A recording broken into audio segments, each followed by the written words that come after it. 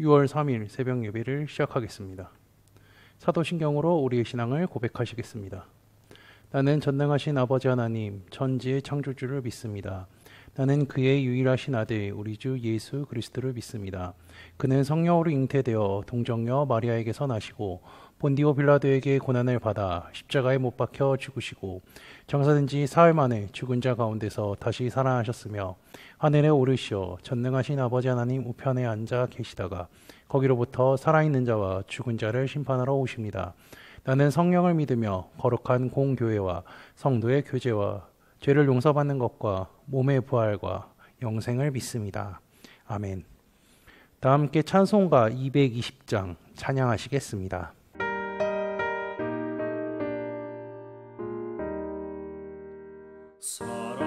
사랑하는 주님 앞에 형제자매 한자리에 그 신은혜 생각하며 즐거운 찬송 부르네. 내 주 예수 본을 받아 모든 사랑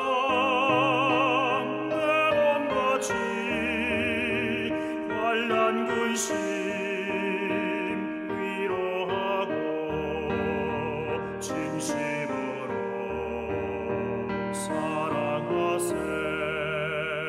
사랑하는 주님 앞에 온갖 충성 다 바쳐서 괴로우나 즐거우나 주님만 있어서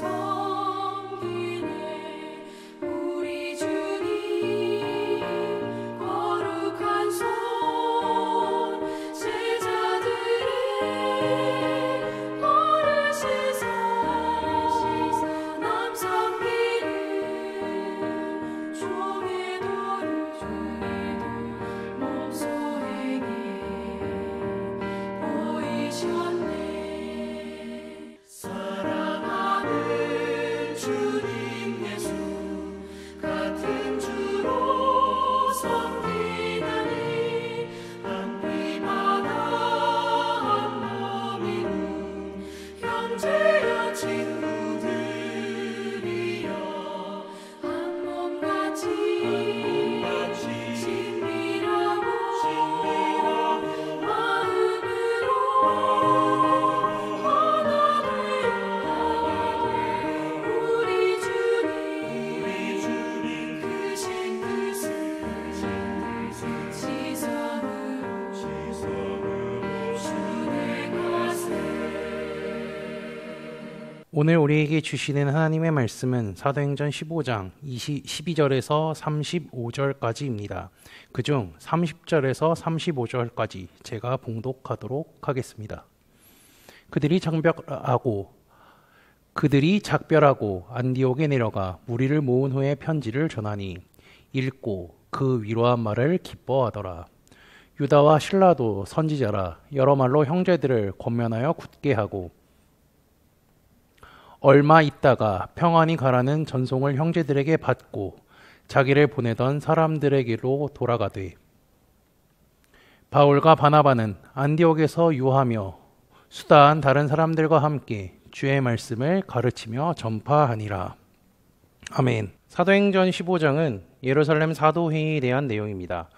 1절에서 5절은요, 바나바와 바울의 예루살렘 방문과 이방인 할례의 문제에 대해 제기하고 있고요. 6절에서 11절은 예루살렘 사도회의의 첫 번째 부분으로서 베드로의 변론에 대해 기록하고 있습니다. 베드로는 차별 없는 믿음을 강조하며 할례를 통해 구원을 받는 것이 아니라 오직 예수님의 은혜로 말미암아 구원을 받을 수 있다고 말하죠. 베드로의 발언에 유다 형제들의 추가 변론은 등장하지 않습니다. 오히려 성경은 가만히 있었다라고 기록합니다. 대사도인 베드로의 지지 발언에 안디옥 측이 흥분하지 않고 예루살렘 측이 더 정교한 논리로 반박도 하지 않은 것이죠. 양측의 침묵은요, 소극적인 침묵이 아닙니다. 그들 안에 내주하시는 성령의 발언을 들은 자들의 적극적인 반응으로서의 침묵이죠. 잠시 후 이방인을 대변하는 바나바와 바울에게 발언권이 주어집니다. 다시 한번 예루살렘 교회가 두 증인의 입술을 통해서 성령이 이방인들에게 행하신 표적과 기사에 대한 증언을 듣습니다. 성령이 역사하신 간증을 들은 사람들은요, 고넬료를 만나기 전 베드로에게 말씀하셨던 하나님의 음성을 다시 듣는 듯 했을 겁니다. 간증을 다 듣고 난 뒤에 예루살렘 교회의 대표격인 예수님의 형제인 야고보가 결론을 짓는 형식으로 말합니다. 야고보는 앞서 베드로의 진술을 자신의 언어로 풀어내면서 말하고 있죠. 이것은 본문 14절에서 18절의 내용입니다. 그는 베드로를 통한 이방인의 구원과 성령 받음을 이렇게 정의합니다. 하나님께서 처음으로 이방인 중에서 자기 이름을 위할 백성을 취하시려고 그들을 돌보신 것이다. 이방인의 구원은요, 하나님께서 주도권을 갖고 시작하신 일임을 강조하고 있죠.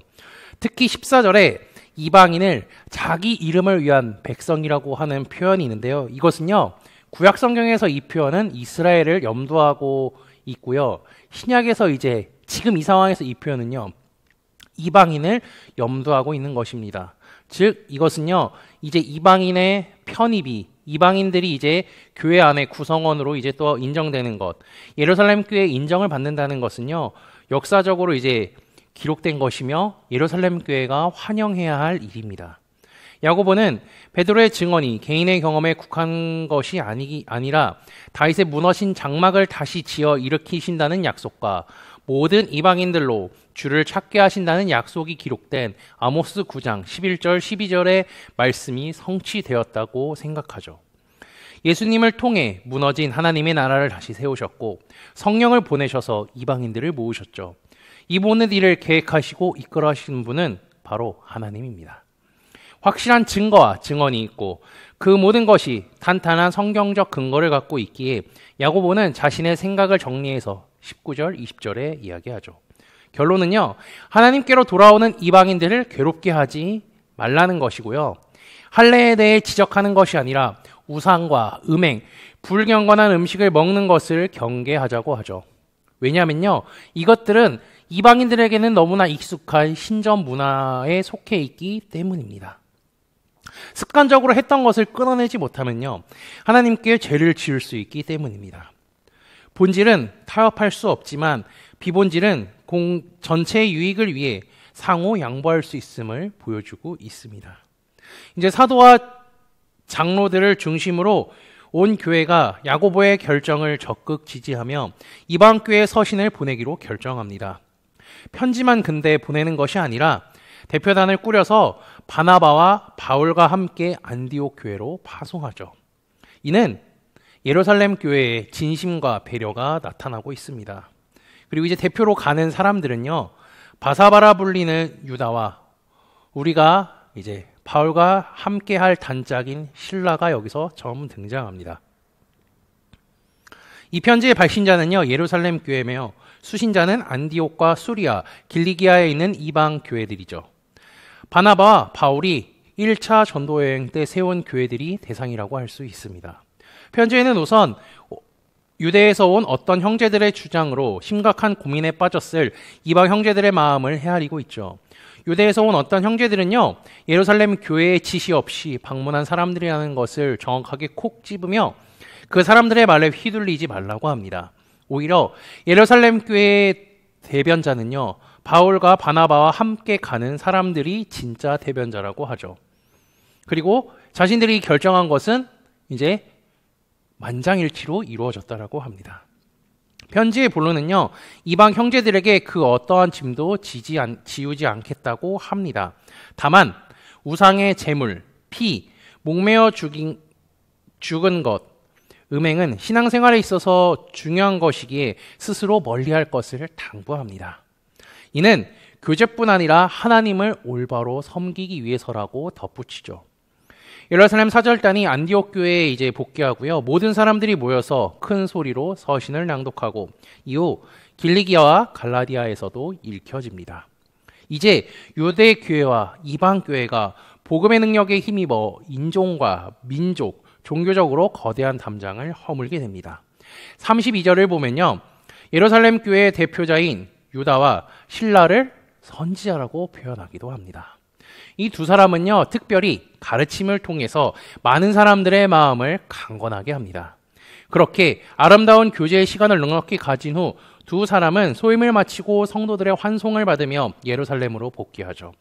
예루살렘 교회의 결정으로 이방 교회가 이방을 향한 선교적 사명에 더욱 불을 지필 수 있게 되었습니다. 이후 바나바와 바울의 사역이 계속되었다고 35절은 설명하죠. 이들은 주님의 말씀을 이루기 위해서 복음을 전파하며 달려갑니다. 차별 없는 복음은요, 진리의 열매로 실증되고요, 역사로 증명되며 성경으로 확증됩니다. 진리를 믿는 데는 진리 아닌 것과 타협하지 않는 단호함, 말씀과 맞지 않으면 고칠 수 있는 관대함이 필요하죠. 복음은 유대인, 이방인, 상관없이 모든 사람에게 주어졌습니다.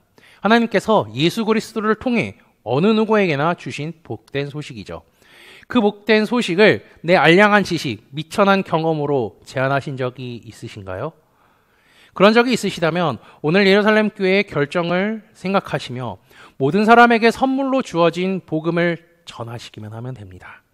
그 뒤에는 일하시는 분은 성령님이십니다.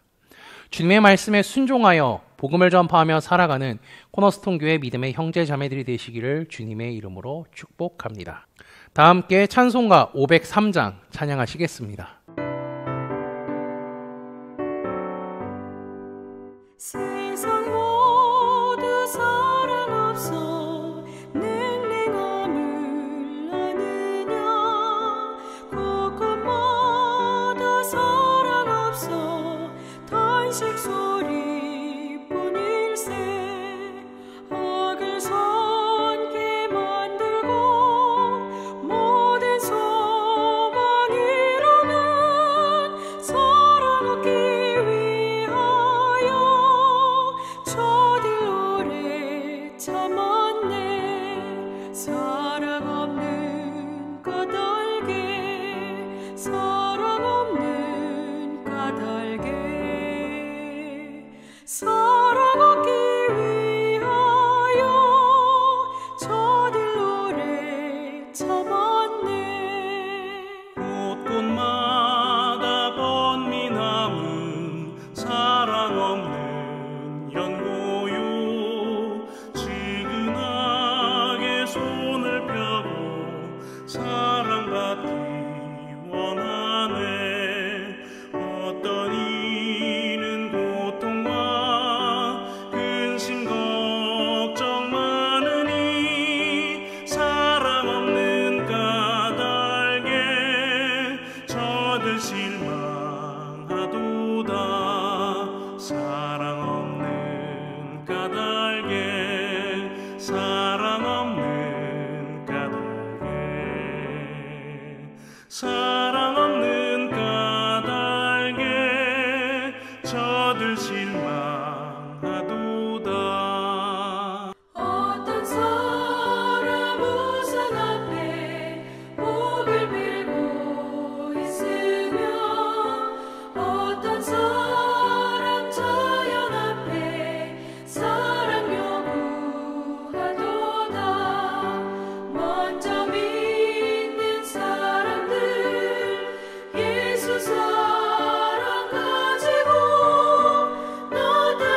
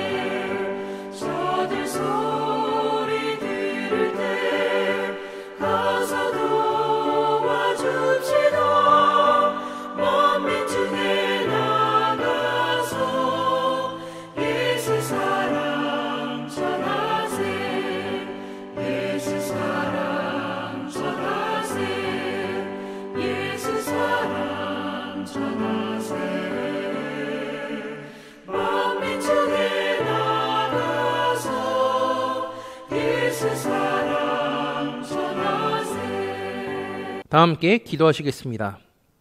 하나님 아버지 감사합니다. 새로운 한 주를 허락하사 예배로 첫 시간을 시작할 수 있게 하심에 감사합니다. 주님의 말씀을 날마다 주야로 묵상하며 내 입술에선 주님의 말씀이 주님을 향한 찬양이 멈추지 않는 삶을 살아가도록 인도하여 주옵소서. 지난주의 말씀을 기억하며 기도합니다. 예루살렘은 아브라함이 순종의 재단을 쌓았던 곳임을 말씀을 통해 깨닫게 하시니 감사합니다. 그곳에서 아브라함은 하나님께서 약속으로 주신 독자 이삭을 바치는 것에 온전한 순종으로 행했습니다. 온전한 순종을 했을 때 하나님께서는 믿음의 조상이라는 칭호를 주셨을 뿐 아니라 그 아들을 그대로 살려주셨습니다. 우리도 아브라함을 따라 하나님 말씀에 온전히 순종하는 삶을 살아가도록 인도하여 주옵소서. 예루살렘 교회가 이방 교회를 받아들였습니다. 할례에 대해 문제 삼지 않았습니다. 다만 이방 종교에서 습관적으로 행했던 것들만 금지시켰습니다. 하나님께서 인간을 사랑하셔서 예수 그리스도를 통해 복음이 이 땅에 전해지게 되었습니다. 유대인, 이방인에게 상관없이 전해졌습니다. 그리고 이제 그들에게 막혀있던 담이 예수 그리스도로 인해 무너졌습니다. 그 후 하나님의 말씀에 순종해 복음을 계속해서 전했던 바울과 바나바 같이 우리도 하나님의 말씀에 온전히 순종하여 복음 전하는 삶을 살도록 인도하여 주옵소서. 오늘도 우리와 동행하시는 예수 그리스도의 이름으로 기도합니다. 아멘. 이 시간 합심으로 기도할 제목들을 나눕니다. 먼저 성부, 성자, 성령, 삼위의 하나님을 묵상하며 경배하는 삶을 살도록 기도하시고요. 두 번째는 회개와 경건한 삶을 살도록 기도하시기 바랍니다. 그리고 지난주일 들었던 말씀을 기억하며 기도하시고 교회를 이끌어 가시는 담임 목사님과 사역자들을 위해 기도해 주시기 바랍니다. 아울러 내일 있을 사사기 성령 공부를 위해 기도해 주시기를 바라며 소고로 원더를 위해 각자 가지고 계신 기도의 제목들을 놓고 기도하시기를 바라며 오늘도 주 안에서 승리하십시오.